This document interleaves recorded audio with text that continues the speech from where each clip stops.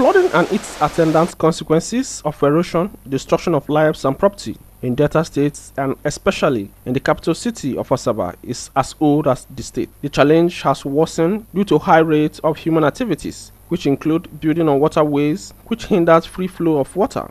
Recently, residents were sacked from their homes and businesses lost to flooding. The face don't fall. You won't check the face, water don't cover everything. You won't pack your load, may run come as the water won't cover your picking. I carry a picking. We've lost close to more than 20 million naira to this flood because we have different clusters. In each cluster, we have over 4,000 fishes to each individual. First thing first, we need drains on this road. I know the government is doing the other road, Madonna College Road. This road is supposed to be a spur to the major road so that the drains can flow through, water can flow through. Because the drains have not been done, you can see that we are suffering. Look at this, in this house here. The water sacked the person from his own house. We woke up to come and see floods everywhere. This road was covered by water. We couldn't access the other part of Sapele just because the road was fully covered, the bridge here was submerged in water, and almost every part of this place is not accessible. We cannot access anywhere because there is flood everywhere.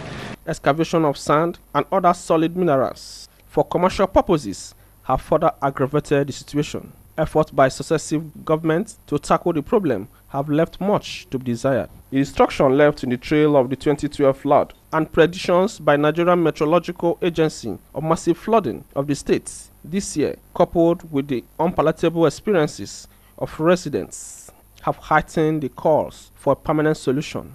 Some experts say it's high time governments engage the services of reputable construction firms to provide the much-needed adequate drainage systems. If the politicians can sit down and plan strategically to win elections, I am sure those in governance should equally sit down to strategically plan and execute projects that will help to reduce the pain of the man in the street. Get Julius Berger. Julius Berger have done similar jobs before. Our leaders should be patriotic. Shortly before the rain set in, the governor at a quarterly media parley gave a firm promise that the problem will be squarely tackled in October. The work is not completed. We have challenges with the design, but we are trying to work that design in the best way that it works because it's a project that we get on ground. And we are working on it by October, early November to start work, and we're hoping that we'll finish up with that. This statement was buttressed by Chief Press Secretary Charles Anyago on NT Asaba Current Affairs Program issues, while sympathizing with flood victims on behalf of the state governor.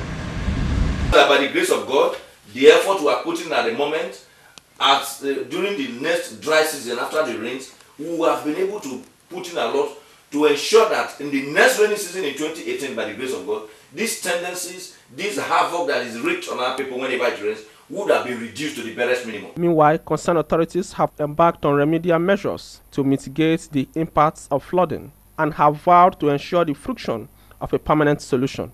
What we are doing, we don't believe those structures to be property of those persons, but they are obstructions. And when they are obstructions, what we need to do is to abate them. When you consume nuisance, the nuisance must be abated.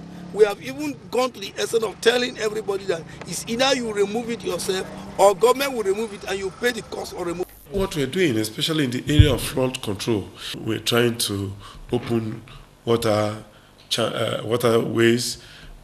canals, unblocking drains, and making sure that our people are free. The kind of finances that we require to stabilize all of this, we don't have it. Well, the feeling that is truly palpable is the residents' desire for an adequate drainage system. It's hoped that the government and other stakeholders will work assiduously and with sincerity of purpose to ensure that October is a promise kept. In Asaba, Kelvin Ugechi, NTA News.